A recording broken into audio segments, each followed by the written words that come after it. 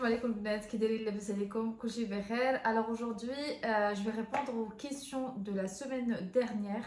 J'ai pris des sujets qui sont très importants à aborder et à expliquer. Bien sûr, tout ça c'est grâce à vos erreurs, c'est pour ça qu'on apprend et on apprend. Alors je vais commencer par la première chose, le premier sujet c'est le surimi. C'est surtout les nouvelles qui m'ont posé cette question. Moi je tiens quand même à préciser que le surimi. Alors la première chose que je vais vous parler c'est le surimi. Donc tout de suite je vais vous donner les ingrédients et comme ça vous saurez pourquoi. Alors on a 30% de chair de poisson, 40% d'eau, donc 30 à 40, 5 à 10% de fécule de pommes de terre, 3 à 6% huile de colza dans certains produits, les autres bien sûr ce serait huile de palme, etc. Les stabilisants, donc on a le sorbitol, blalali, donc vous connaissez la suite. C'est des additifs qui sont cancérigènes au final.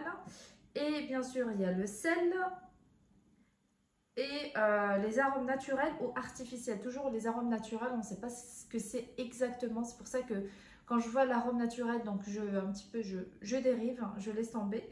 Et comme colorant, donc on a soit le paprika, soit un colorant artificiel, donc un additif, un autre additif.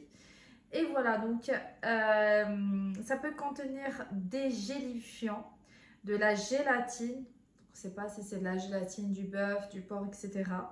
Ou encore des épaississants et des protéines de soja. Donc je pense que vous avez la réponse. Non, non, non, parce que là on est en plein santé, donc non pour la santé. La charcuterie c'est pareil, si vous regardez en fait les ingrédients, je ne vais pas vous sortir à chaque fois les ingrédients, mais c'est facile à voir.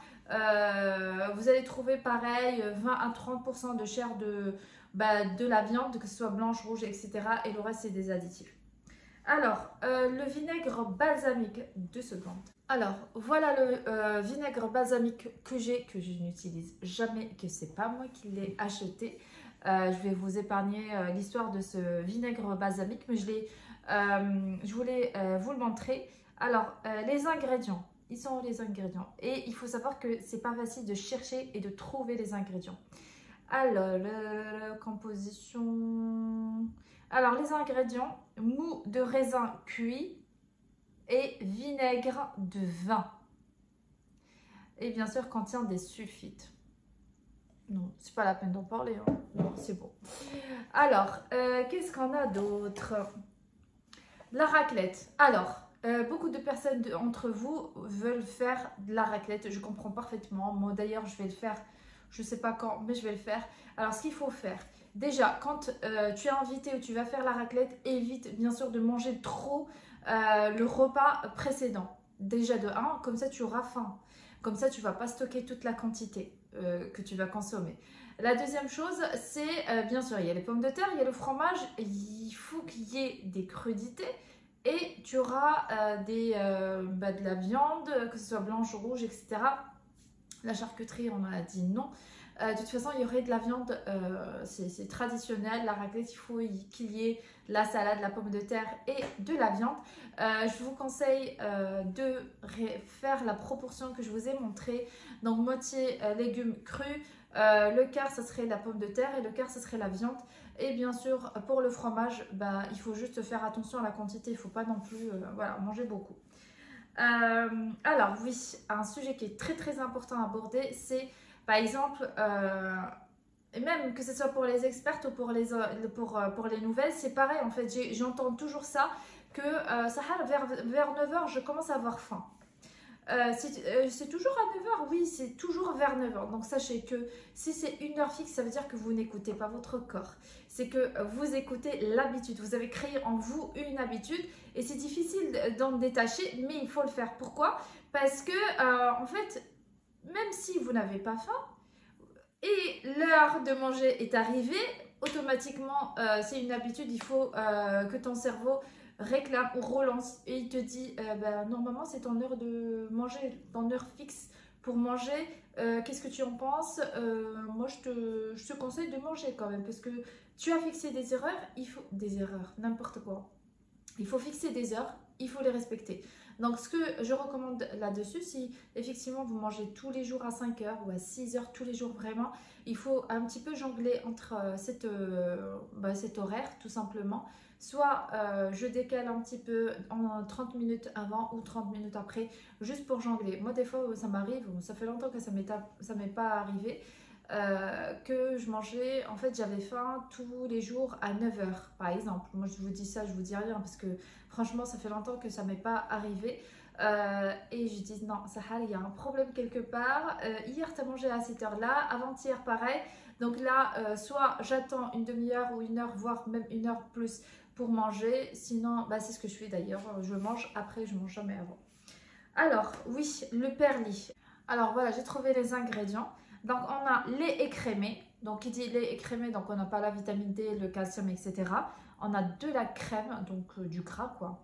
On a le sucre, donc si c'est sucré, donc on a du sucre. Et on a les ferments lactiques qui viennent à la fin. Donc je ne sais pas combien de la ferments lactiques ils ont mis, mais c'est carrément à la fin. C'est 3% de matière grasse. C'est vrai que 3% c'est beaucoup. Après, moi je vous conseille de prendre toujours le yaourt nature. Alors ça, c'est pas un yaourt pour vous dire. Ça, c'est de la crème, hein, tout simplement.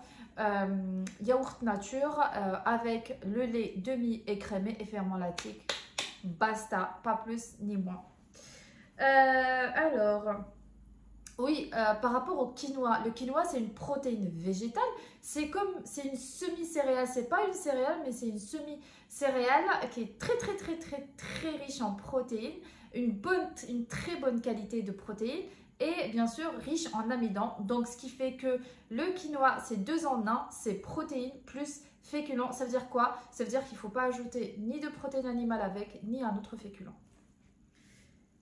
Oui, alors pour les nouvelles, effectivement, je trouvais que vous achetez beaucoup la préparation du pain complet. Non, il faut regarder ce qu'il y a dans les ingrédients. Vous allez trouver qu'il n'y a pas que la farine complète, la levure boulangère et le sel. Vous allez trouver beaucoup de choses. Donc non, vous achetez la farine complète. Je vous ai envoyé la vidéo pour le pain complet. C'est rapide, c'est facile vraiment à faire et vous pouvez faire un meal prep pour toute la semaine.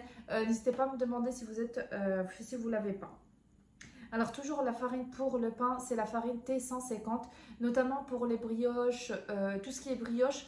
La T110, ça peut faire l'affaire. Moi, je travaille toujours avec la T150. Et quoi encore? Les pancakes, les pizzas, etc., les gaufres et tout, c'est avec la T150. Alors, pas de fruits le soir. À partir de 18 h, pas plus de fruits, sauf si vous avez prévu de faire 1 heure de marche ou 1 h 30 de marche pour augmenter le métabolisme de base. Je vais vous faire une vidéo sur le métabolisme de base parce que c'est pour trancher là-dessus. C'est pas le sport, c'est juste une petite parenthèse. C'est pas le sport qui fait maigrir en fait, c'est le métabolisme de base. C'est l'équilibre entre l'alimentation et le sport qui fait maigrir. D'accord? Donc pas de fruits le soir, sauf si vous allez faire de l'activité physique. Et pas de fromage le soir parce que voilà, c'est du gras et ça va stagner et c'est surtout riche en cholestérol. Pas de fruits secs, ni de fruits à coque. Alors les fruits secs, c'est tout ce qui est shriha, les raisins secs, les dattes, etc. Donc ça, c'est des fruits secs qui remplacent les fruits frais, mais pas le soir pareil. Les fruits à coque, c'est les fruits gras, à coque qui sont gras tout simplement. C'est les amandes, les noix de cajou, etc. Alors, un dernier point, c'est le harira plus une protéine animale. Vu que le harira elle est bourrée de protéines végétales, elle est bourrée de protéines végétales et notamment de féculents, on n'ajoute pas une protéine animale avec. J'ai une patiente qui mange les œufs avec harira, oui bien sûr, parce que voilà, c'est un moment de plaisir pour elle. Elle ne peut pas manger sans œufs. J'en ai eu quand même pas mal au ramadan, pas le dernier mais l'avant-dernier. S'il n'y a pas les œufs, je me sentirais pas bien. Bah effectivement oui tu peux. Par contre oui, ce serait un repas hyper protéique. Donc voilà, attention aux reins. Mais vu qu'on mange pas le harira tous les jours, donc ça va, il n'y a pas de souci. Mais par contre voilà, la logique dit que les œufs, le harira, oh oui. Donc voilà, c'est bon pour aujourd'hui. Je vous fais de gros bisous. Et on va continuer sur cette sélection de vidéos de FAQ, réponses, questions et surtout faites des erreurs parce que sinon je ne vais pas faire de vidéo comme ça. Je vous fais de gros bisous.